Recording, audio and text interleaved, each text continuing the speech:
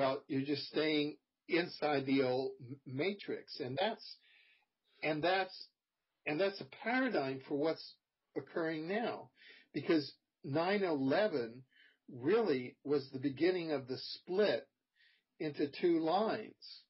One into the line of those human souls that are going into condensed, what I would call constricted consciousness.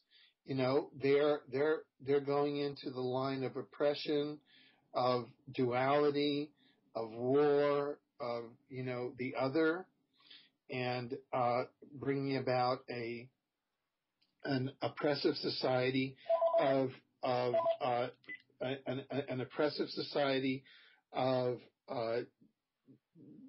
domestic police state and international aggression, and on the other side, 9/11, for those souls that are really taking the tower card as saying, my God, this is, we're awakening to what's really going on, and that is that there's this false matrix that has had us imprisoned, and we really have to be awake and climb out of it and think outside of the matrix, because the war on terror is nothing but a matrix fabrication.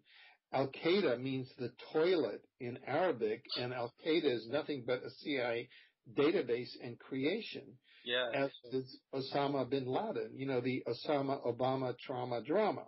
Yeah, I mean, we'll talk briefly now about Obama.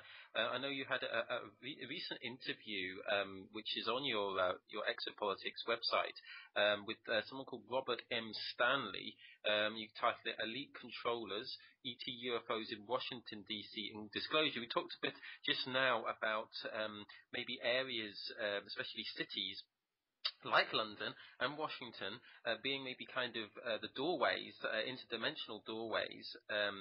I mean, could you talk a bit about this with also with reference to Obama? I know that in the interview you did talk about this was around the same time as the Obama birth certificate was released, the fake one, obviously fake, on the White House website. Would you like to talk to us a bit about maybe a connection between Obama and kind of something higher that's going on at the moment? Where does Obama figure in all of this? He's obviously very iconic in the world. Yeah, that's a key question, it's funny. Obama is, as we just mentioned, one of the three presidents to which we have eyewitnesses that he was informed probably around 1980, which is, 30 years ago, that he was going to be U.S. president. He was so informed when he was about 20 years old. And he was enrolled into secret schooling, within kind of the Brzezinski, Rockefeller, CIA networks. Now, the question is, and there's a lot of documentation, and people can go to exopolitics.com, and there's a link there that says, who is Barack Obama? And that's the question is, who is Barack Obama? Is he a real human being? Is he a synthetic humanoid, or kind of a genetic experiment? Like a clone. Or kind of a Manchurian candidate that's controlled by supercomputers and these kind of teleprompters? Is he an extraterrestrial? Is he an interdimensional walk-in? There are all of these kind of options, right? Yeah. And because if one goes down the documentary route, and one discovers very rapidly that all the documents are forged, and all the photographs are forged.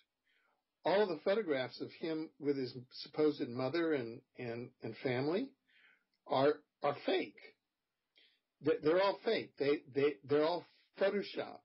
It's the same Obama head with his grandparents as in Central Park. and it's a big fake. It's like when you create a legend. It's in the intelligence trade. It's called a legend. So you've created this legend called Barack Obama Jr. And it has nothing to do with Barack Obama. He could be an extraterrestrial.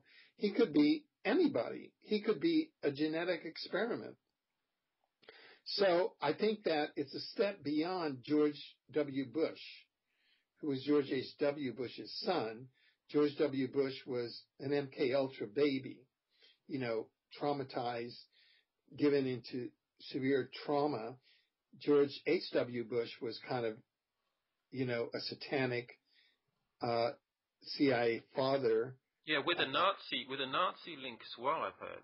Yeah, sure. I mean, his grandfather, George W. Bush's grandfather, Prescott Bush, in 1923, through they were all Skull and Bones, which is the cover story is that Skull and Bones was founded in 1832 as the Brotherhood of Death at Yale University. Now, I spent 7 years at Yale University. I went to Yale undergraduate. I went to Yale Law School. I taught at Yale, and I was in a secret society at Yale. I wasn't in Skull and Bones. I was in Torch and Talon, which is kind of a white, a light oriented. It was what they call it was an underground secret society. And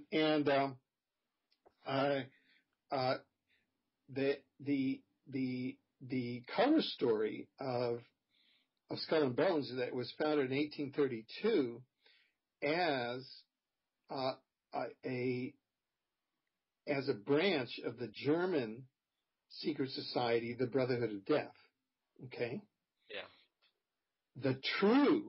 The real story is that it was founded in 1776, formally as the second chapter of the Illuminati. Yeah. Wow. So the first chapter was founded in 1774, and the second chapter was founded in 1776 as the second chapter of the Illuminati. So that's what you're dealing with at Yale University, Skull and Bones. So George Prescott Bush, through the Fritz Tyson and his bank, funded Hitler starting in 1923 and the Nazi Party, and with his other Skull and Bones buddy, funded the Bolsheviks, so that they were both controlling Nazism. Yeah, again controlling both sides, like they've done forever, and obviously recently with this idea of Al Qaeda. Yeah. I mean, Mao Zedong was a Skull and Bones project. Mao Zedong got his first job with Yale in China as an intern at the Yale in China hospital.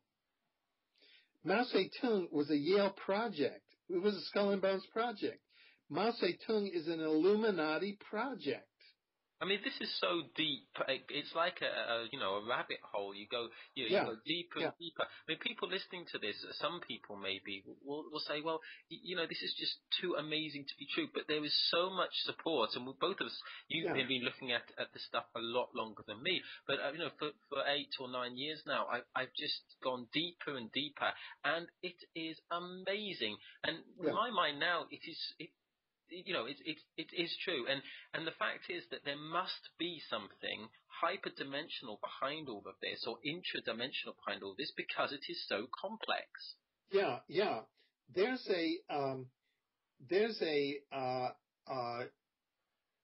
actually a pyramid which describes all of this, which I recently published on our Exopolitics Argentina website. And I did it there because the pyramid is in Spanish. But I think that you can get a general idea of it. And that pyramid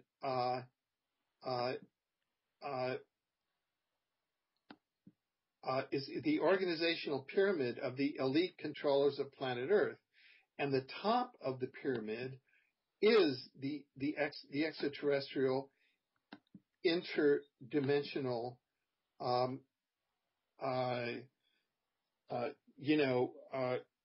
cap. That's the cap of the capstone. pyramid. Yeah, the capstone. The capstone. You can take a look at the link there, and you can kind of see, and that pyramid is very interesting because if you click on it, it becomes very large, and you can see that it has, you go into communism, Marxism, feudalism, capitalism.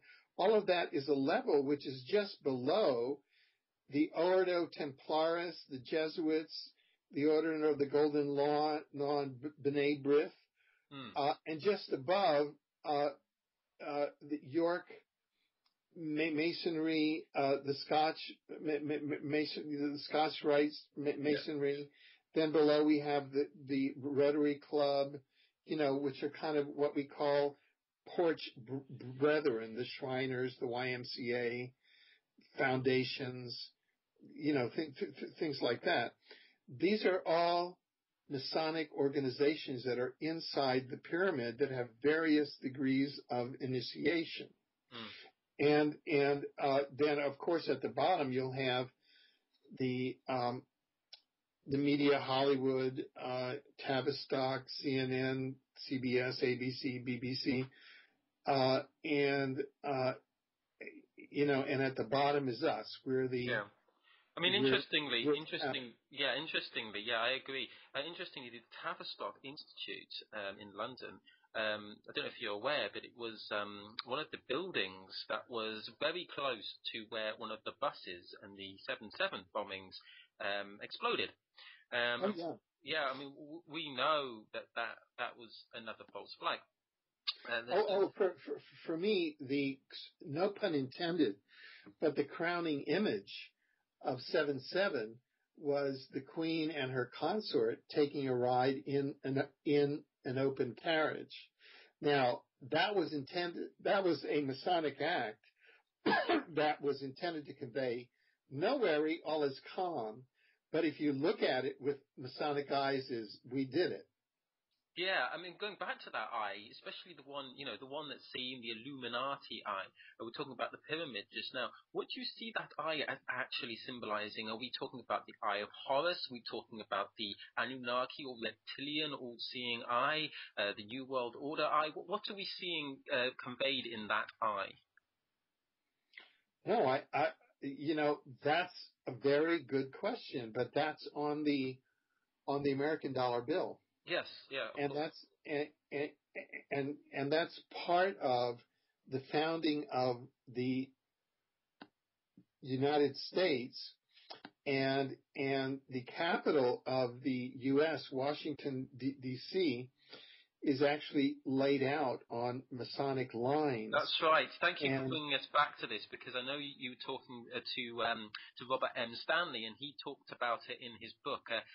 Is it Covert Encounters in Washington D.C.? Yes, and he says that the